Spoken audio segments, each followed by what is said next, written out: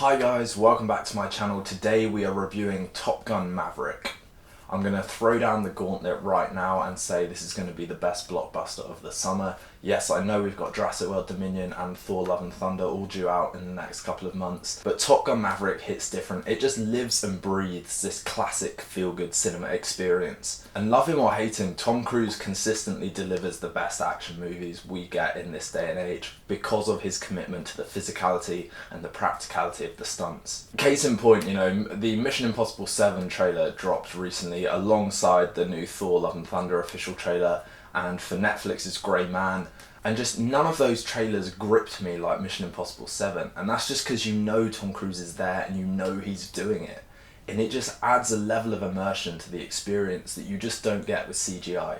I have no problem saying that this film also tops the original Top Gun in about every way while honouring it and staying true to the original. And last night on opening night at the cinema, I was saying to a lot of the fans of the original that I do think this is better, and they kind of looked at me like, yeah, but you weren't alive when the original came out, and it had that feeling, and then they came out and sort of agreed with me. So it really is just a phenomenal sequel, a phenomenal standalone film, a phenomenal action film, and just a phenomenal all-round experience. If there is one film you need to see on the big screen this summer, it is Top Gun Maverick. Obviously the advantages of making a Top Gun sequel 36 years later is mainly in the technology, and that really shows, the stunt work in this film is just such a riveting watch. But just seeing all the behind the scenes, seeing the commitment all the actors had and the training that they had to go through to bring that practically to life just pays off a treat, honestly. The mobility of both the planes and the cinematographers trying to capture them in motion provide some of the most kind of edge on your seat stunt moments of the year, I think. When I rewatched the original Top Gun in preparation for this, it is much more about the characters. The planes factor into it, obviously, but the original Top Gun is very much grounded, quite literally. A lot of the screen time is spent with the characters, and Top Gun Maverick's no different.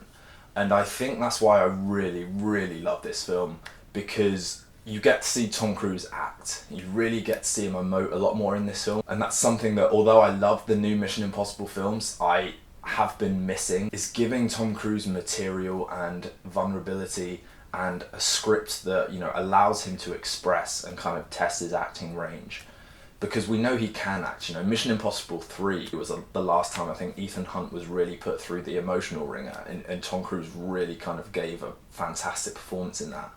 But you've got films like Collateral, The Last Samurai. I think he is a very underrated actor, and I think that's because he isn't utilised in those kind of more fully formed characters now. But Top Gun Maverick is a return to that. Seeing him struggle with Goose's death and the kind of PTSD he has suffering from that as he kind of establishes a relationship with Rooster. Seeing him grapple with his sense of self, he's a bit of a drifter, trying to find his place in the world, as well as adjusting to a new responsibility as a leader. It's just a very multi-layered performance, and I think Tom Cruise really does commit to it. I even found myself tearing up at a couple of points in this film. The soundtrack, whether that's the instrumental score or the songs they pick for this film, is brilliant. Again, I'm going to be adding a load of those to my Spotify as soon as that soundtrack drops. The locations, from the beach training to the beach bar to the aircraft carriers, they really contribute to a film that just feels cool. You'll come out of the film wanting to crack a few beers open in a beach bar and then go play some American football with a sunset. That is the kind of feeling that this film imbues into you.